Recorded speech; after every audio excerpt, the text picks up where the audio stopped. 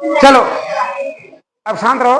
अब हम लोग आज शुरू कर रहे हैं नया पाठ, पौधों में जनन। कौन सा पाठ है? पाठ 11वां नंबर ना, पौधों में जनन है। बहुत ही महत्वपूर्ण पाठ है, परीक्षा की दृष्टि से भी। तुम्हारे राष्ट्रीय आविष्कार जो परीक्षा होती है उसमें भी बहुत ही महत्वपूर्ण पाठ है। तो आज चलते हैं, आज हम सीखते हैं पौधों में जनन। तो पौधों में जनन जानने से पहले हम जानते हैं कि जनन क्या होता है। जनन या प्रजनन एक ही चीज होता है, जनन या प्रजनन। हाँ बोलो। हाँ बिल्कुल सही, ठीक है। अपनी प्रजाति का अस्तित्व बढ़ाने के लिए अपने जैसा नया जीव उत्पन्न करना प्रजनन कहलाता है। और प्रजनन क्रिया पौधों में भी होती है और जंतुओं में होती है। तो पौधों में जनन हम कक्षा 7 में पढ़ रहे हैं और जंतुओं में जनन हम कक्षा 8 में पढ़ेंगे, ठीक है। जंतुओं में जनन का भी वीडियो हम डाल दिए हैं यूट्यूब पर, देखना चाहते हो तो भी देख सकते हो, ठीक है। तो दोनों में है। तो आते हैं पहले हम जनन पर, पौधों में जनन। देखो पौधों में जो पौधों के अगर भाग देखा जाए तो हम लोग कक्षा 6 में पढ़े हैं कि पौधों के मुख्य कौन से भाग होते हैं। कौन कौन से भाग होते हैं पौधों में? जड़, तना, पत्ती और फूल। जड़, तना, पत्ती और फूल ये पौधों के मुख्य भाग होते हैं। और जो फूल होता है यह पौधों का जनन अंग होता है। पौधों का जनन अंग जो होता है फूल होता है। जनन अंग, पौधों का जो जनन अंग होता है वो फूल होता है। फूल से ही फल बनते हैं, फल से ही फिर बीज बनते हैं, ठीक है, बीज बनते हैं। और इसके अलावा हम अगर चलते हैं तो पौधों में जो जनन के बारे में अगर देखें तो चूंकि पौधे भी जिस तरह से जंतु होते हैं, इधर एक कोशिकी से लेकर के बहु कोशिकी, और बहुत बड़े बड़े होते हैं, छोटे छोटे बड़े बड़े, बहुत सारी विविधताएं हैं जंतुओं में। वैसे पौधों में भी बहुत सारी विविधताएं हैं। बहुत छोटे छोटे पौधे भी होते हैं और बहुत बड़े बड़े पौधे होते हैं। इसीलिए जनन के तरीके भी इनके अलग अलग हैं। तो जंतुओं की तरह पौधों में भी जनन के 2 विधि होती है। जनन की भी 2 विधियां होती हैं, अलैंगिक जनन और लैंगिक जनन। अलैंगिक जनन और लैंगिक जनन। पौधों में जनन की कितनी विधियां हैं? 2 विधियां हैं, अलैंगिक जनन और लैंगिक जनन। अलैंगिक जनन इसको अंग्रेजी में बोलते हैं असेक्सुअल रिप्रोडक्शन। जो छोटे पौधे होते हैं उनमें अलैंगिक जनन होते हैं, या कुछ बड़े पौधों में भी अलैंगिक जनन होते हैं, लेकिन उनके अलैंगिक जनन के तरीके अलग होते हैं। हम आज इस पाठ में चर्चा करेंगे। तो जो अलैंगिक जनन की जो विधियां हैं, जैसे हमने कहा ना कि अलैंगिक जनन और लैंगिक जनन, तो अलैंगिक जनन ये भी एक विधि है जनन की। तो अलैंगिक जनन की जो है, ये इस विधि का कितने तरह के तरीके होते हैं जनन करने का, उसमें आता है मुकुलन। मुकुलन को अंग्रेजी में कहते हैं हम लोग बडिंग। मुकुलन को अंग्रेजी में क्या कहते हैं? बडिंग। बडिंग इसलिए कहा जाता है क्योंकि इसमें जो अलैंगिक जनन होता है वो बड के द्वारा होता है। बड मतलब मुकुल होता है, ठीक है। अगर बडिंग के द्वारा पौधों में अलैंगिक जनन देखा जाए तो किसमें होता है बताओ? ईस्ट, ईस्ट में। हाइड्रा तो जंतु है, पौधा तो नहीं। हम पौधों में जनन पूछे बात कर रहे हैं ना, हम पौधों में जनन की बात कर रहे हैं। तो ईस्ट है, ईस्ट। ईस्ट एक प्रकार का कवक है। ईस्ट क्या है? एक प्रकार का कवक है। इसमें जो जनन होता है वो मुकुल द्वारा होता है। होता क्या है कि ईस्ट ऐसे गोल का होता है एक कोशिकी, ठीक है। और उसके बाद इसमें क्या होता है कि थोड़ा और आगे बढ़ेगा तो इसका छोटा सा गुरमा फोड़ा निकल आता है, ऐसे फोड़ा निकल आएगा, ठीक है। इसमें चूंकि केंद्रक होता है, फोड़ा निकल आएगा तो केंद्रक खींच के लंबा हो जाता है, ऐसे खींच के बड़ा हुआ, केंद्रक भी खींच के लंबा हो जाता है। और जब केंद्रक खींच के लंबा हो जाएगा तो केंद्रक बाद में जाकर के टूट जाता है, ऐसे ऐसे होगा, केंद्रक टूट इनमें जाएगा और इनमें आ जाएगा, अलग अलग आधा आधा केंद्रक भी हो जाएगा। और फिर जाकर के हाँ अमीबा की तरह, अमीबा में तो खंडन होता है ना, मुकुलन नहीं होता है, ठीक है। और वो क्या कहते हैं, अमीबा में क्या होता है पूरा पार्टवा आधा आधा हो जाता है ना, अमीबा में पूरा पार्ट ही अलग अलग आधा आधा हो जाता है।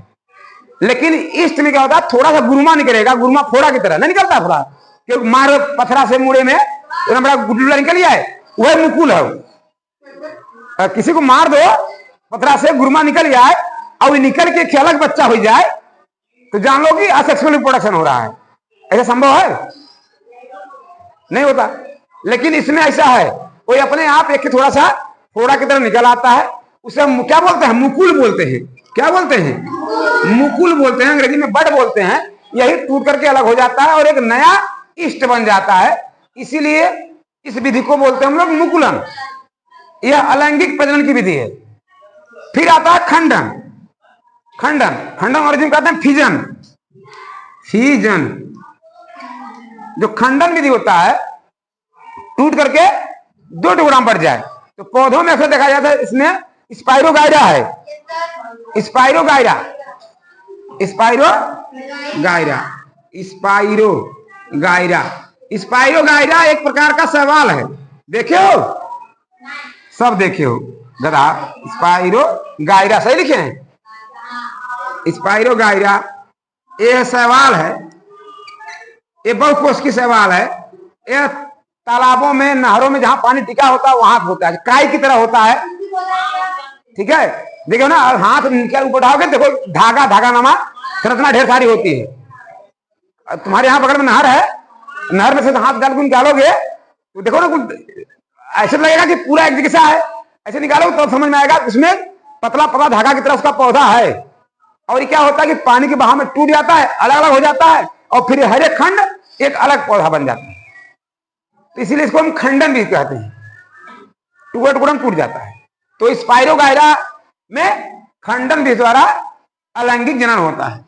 फिर आता है बीजाणु निर्माण। बीजाणु निर्माण,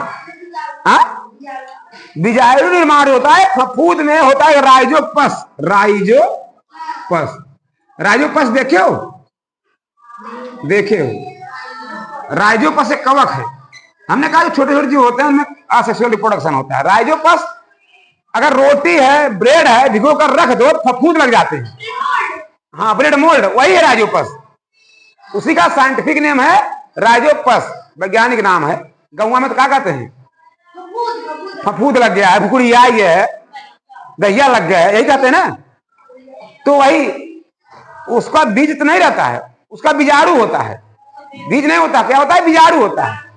तो बीजाणु हवा में तैरते रहते हैं, तैरते रहते हैं, और जहां पर वो खाने पीने की चीजें पाएंगे, नमी पाएंगे, जाकर बैठ जाएंगे, और बैठ जाएंगे तो ढेर सारा उत्पादन करेंगे और पूरा छा जाएंगे। तो ये तो देखे ही हो, उसको हम राइजोपस कहते हैं। राइजोपस कहते हैं। तो राइजोपस में बीजाणु निर्माण द्वारा अलैंगिक जनन होता है। ठीक है, ये तीन चीजें जो होती हैं, मुकुलन, खंडन और बीजाणु निर्माण, ये होता है असेक्सुअल रिप्रोडक्शन। एक छोटे पौधे में होता है ना, एक तरफ कुछ सूक्ष्म जीवों में, या कुछ थोड़ा बहुत छोटे बड़े होते हैं, और जो कि हम लोग बहुत कम ही देखते हैं, पानी वगैरह में पाए जाते हैं, नमी में रहते हैं। और ये होता है वर्धी प्रजनन। ये जो वर्धी प्रजनन होता है, ये बड़े पौधों में होता है। वर्धी प्रजनन क्या होता है? इसको हम कायिक प्रजनन भी कहते हैं। कायिक प्रजनन इसलिए कहते हैं कि जैसा कि मैंने आपको बताया था, ठीक है, लैंगिक प्रजनन अलैंगिक प्रजनन में, ठीक है, तो अगर किसी पौधे का जो भाग होता है, फूल होता है और पत्ती होता है, और क्या होता है? तना होता है, जड़ होता है, यही ना, जड़, जड़ा, जड़, जड़ होता है, जड़, तना, पत्ती और फूल। तो इसका फूल जो होता है जनन अंग होता है। फूल क्या होता है? जनन अंग होता है। और पत्ती, तना, जड़ क्या होता है? इसे कायिक अंग बोलते हैं। कायिक अंग क्या बोलते हैं? कायिक अंग। तो पौधों में दो अंग होते हैं, एक जनन अंग और एक कायिक अंग। सब में होते हैं, हम लोगों में भी है। जनन अंग है जिससे प्रजनन होता है, और बाकी शरीर जो होता है वो सब कायिक अंग कहलाता है। बाकी पूरा शरीर कायिक अंग अलग होता है। ठीक है, कायिक अंग होता है। ठीक है, जिसलिए हमारे शरीर में भी दो प्रकार कोशिकाएं पाई जाती हैं, कायिक कोशिका और जनन कोशिका। जनन कोशिका में शुक्राणु है, अंडाणु है, और कायिक कोशिका में जो पूरे शरीर में है। समझ गए मेरी बात? उसे पौधों में भी होता है। तो पौधों में पत्ती, तना, जड़ होता है। हम लोगों में पत्ती, तना, जड़ होता नहीं, होता है? नहीं होता है। तो पत्ती, तना, जड़ होता है। इनको हम बोलते हैं कायिक अंग। कायिक अंग बना हुआ काया से। काया माने शरीर, काया माने सुने ना काया, काया सुने हो, काया माने शरीर होता है, तो काया से बना है कायिक, जो शरीर का अंग होता है उसे कायिक अंग बोलते हैं। तो पत्ती, तना, जड़ ये सब कायिक अंग होता है, और फूल जो होता है इसका जनन अंग होता है। फूल क्या है? जनन अंग होता है। तो फूल से जनन अंग से जो प्रजनन होता है उसको हम लोग कहते हैं लैंगिक जनन, और कायिक अंग से जो प्रजनन होता है, जनन अंग के अलावा, जनन अंग के अलावा किसी अन्य अंग से अगर प्रजनन होता है तो कहलाता है अलैंगिक, अलैंगिक जनन। क्या कहलाता है? अलैंगिक जनन। अलैंगिक जनन में हमने कहा कि छोटे जीवों में भी होता है, बड़े जीवों में भी होता है। कुछ जो छोटे जीव होते हैं जिनमें अलैंगिक जनन के अलावा कोई चारा ही नहीं है, लेकिन जो कायिक जनन होता है जिसे हम वर्धित प्रजनन वही कहते हैं, इसमें दोनों हो सकता है, मतलब लैंगिक जनन भी हो सकता है और अलैंगिक जनन भी करता है। तमाम तरह की आजकल विधियां आ गई हैं, ठीक है। तो अब हम कायिक अंग पर जाते हैं। तो कायिक अंग में, कायिक अंग द्वारा जो प्रजनन होता है उसको हम लोग कहते हैं कायिक प्रजनन। क्या कहते हैं? कायिक प्रजनन, कायिक प्रजनन, कायिक प्रजनन कहते हैं। और या इसी को वर्धी प्रजनन, देखो कभी कभी कंपटीशन की जो पेपर आता है उसमें लिखा रहता है वर्धी प्रजनन, बच्चे समझ नहीं पाते हैं कि ये वर्धी प्रजनन क्या होता है, क्योंकि पढ़े रहते हैं। तो कायिक प्रजनन को ही क्या कहते हैं? वर्धी प्रजनन कहते हैं, इसलिए भूलना नहीं है, ठीक है। तो वर्धी प्रजनन क्या होता है? जड़, तना या पत्तियों के द्वारा प्रजनन की क्रिया जिन पौधे में होती है उसको हम लोग कहते हैं कायिक प्रजनन या वर्धी प्रजनन। बात समझ में आई? अब इसके बारे में हम लोग अब जानते हैं क्या है कायिक प्रजनन। कायिक प्रजनन में शुरू करते हैं हम किससे? पत्ती शुरू करें, चलिए। पत्तियों द्वारा, पत्तियों द्वारा किसमें प्रजनन होता है बताओ? हाँ, अजूबा है और बिगोनिया है। अजूबा, अजूबा इसे, और बिगोनिया, बिगोनिया, बिगोनिया। अजूबा देखिए पौधा, तुम लोग कभी कभी देखो बोलते हो, इसे कहूंगा हम कहते हैं पत्थर चट्टा। हाँ, वो क्या होता है कि पत्ती ऐसा होता है ना, पत्ती होती है, अगर हम पत्ती बना दें किसी पौधे का, अगर पत्ती बना दें तो पत्ते में किनारा होता है ना, ये किनारा होता है, यहीं पर पौधे निकलना शुरू हो जाएंगे और फिर टूट करके क्या होगी, ये गिर जाएंगे मिट्टी में और फिर नया पौधा बन जाएगा। ये बिगोनिया और अजूबा, अजूबा को, तो अजूबा और बिगोनिया ये दो ऐसे पौधे हैं जिनका प्रजनन किससे होता है? पत्तियों द्वारा, पत्तियों द्वारा। अब तना से आते हैं, तना के बहुत सारे देखे होंगे तुम लोग। तना से जो प्रजनन होता है, गन्ना है, गन्ना है, केला है, केला जड़ से होता है ना, अदरक, अदरक, हाँ आलू है, अदरक है, बहुत सारे हैं जिनका कि प्रजनन किससे होता है? तना से होता है। और उसके बाद आते हैं हम लोग जड़ से। ऐसा ये क्या है? मनी प्लांट, मनी प्लांट भी तना से होता है।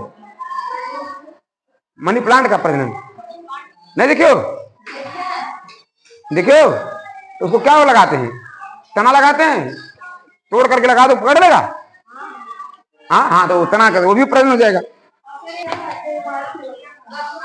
चलो, और उसको जड़ है ना, जड़, जड़ जड़ द्वारा, जड़ में शकरकंद है, शकरकंद, डहलिया, डहलिया और सतावर, सतावर। देखो, तो कायिक प्रजनन जो होता है वो कायिक अंगों द्वारा होता है, इसको वर्धित प्रजनन कहते हैं। और इसका मतलब होता है पत्ती, तना या जड़ों के द्वारा जो प्रजनन होता है, ठीक है, इसे हम कायिक प्रजनन कहते हैं। यह प्राकृतिक कायिक प्रजनन है, क्योंकि पत्ती द्वारा, अजूबा देखियो और बिगोनिया है, इनमें पत्तियों द्वारा प्रजनन होता है। और गन्ना, आलू, अदरक ये सब देखियो तना द्वारा होता है। और शकरकंद, डहलिया, सतावर, इनमें जो प्रजनन होता है वह जड़ों के द्वारा होता है। यह तो प्राकृतिक कायिक प्रजनन है। आजकल हम लोग कृत्रिम कायिक प्रजनन भी कराते हैं। कृत्रिम कायिक प्रजनन कहते हैं जैसे कलम लगाना, नाम सुनो, कलम लगाना। कलम लगाना मतलब वही कलम कलम कलम करना है, कलम करके लगाते ना यहाँ।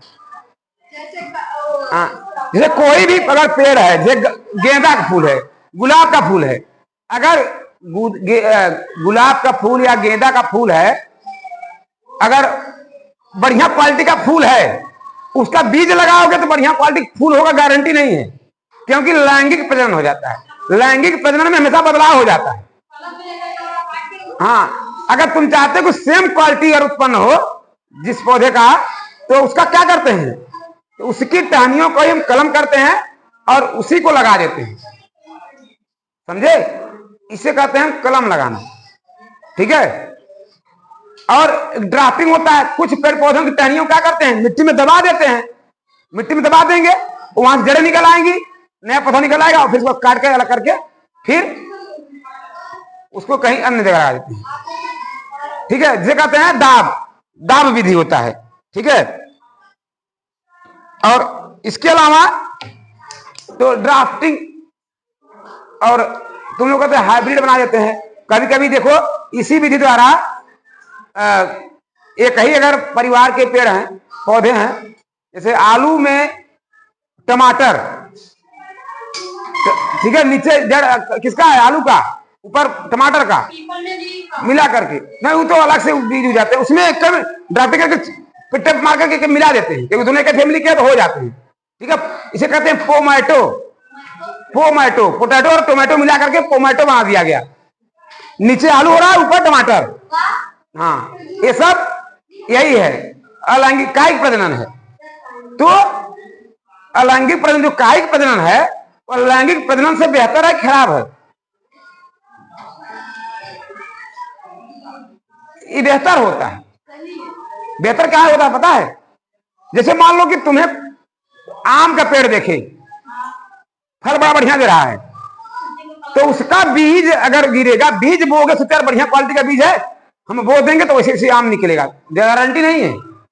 क्योंकि जब सेक्सुअल रिप्रोडक्शन होता है, यानी लैंगिक प्रजनन होता है, तो नर और मादा के दोनों के गुण मिल जाते हैं ना, नर और मादा के गुण मिल जाते हैं। तो जिस पराग कण से उसका निषेचन हुआ है, हो सकता है वो खराब क्वालिटी का हो और उसी गुण उसमें आ जाए, तो जो बीज होगा, नया पौधा उगेगा, तुमको लगेगा कि बड़का आम हुआ, हम बोलेंगे बड़का आम निकलेगा, गारंटी नहीं बड़का आम निकलेगा, समझे?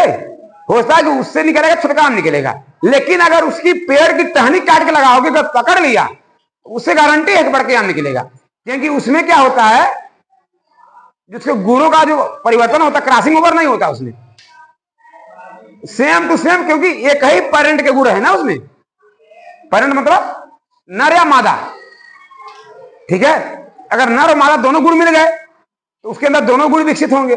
लेकिन जब एक ही पौधे से ही उगा हुआ है, लगाए हैं, तो उसके अंदर सिर्फ एक ही का गुण है ना, एक ही पौधे का गुण है। जब एक ही का गुण रहेगा, सारे गुण उसी पौधे के होंगे जिस पौधे तुम काट के लगाए हो। समझ रहे मेरी बात? इसीलिए कायिक प्रजनन बेहतर होता है, लेकिन दिक्कत ये होती है कि जल्दी पकड़ता नहीं, हो नहीं पाता, सुखा जाता। अगर संभव है व्यवस्था कर सको, भाई वैज्ञानिक जो कृषि वैज्ञानिक है वो लोग कर लेते हैं कि क्या टेक्निक अपनाएंगे तो पकड़ लेगा। अब हम लोग कोशिश में कई बार हम किए, लेकिन सफल नहीं हो पाए। हाँ, देखिए नींबू पेड़ काट के छिले, लोग बताते थे कि छील दे छिलका ऊपर से, गोबर लगा के लपेट दे, फिर जड़ निकल जाए, काट के लग कहते जड़ ही नहीं निकला। हाँ, जड़ ही नहीं निकला। हाँ, तो ढाल लगा तो जिस पेड़ का होगा वैसे जिससे हम पूछूंगा। समझ गए मेरी बात? यहाँ बात समझ में आई? ये हो गया तुम्हारा अलैंगिक जनन। बात समझ में आई? अब चले लैंगिक जनन पे। चलिए अब लैंगिक जनन पे चलते हैं।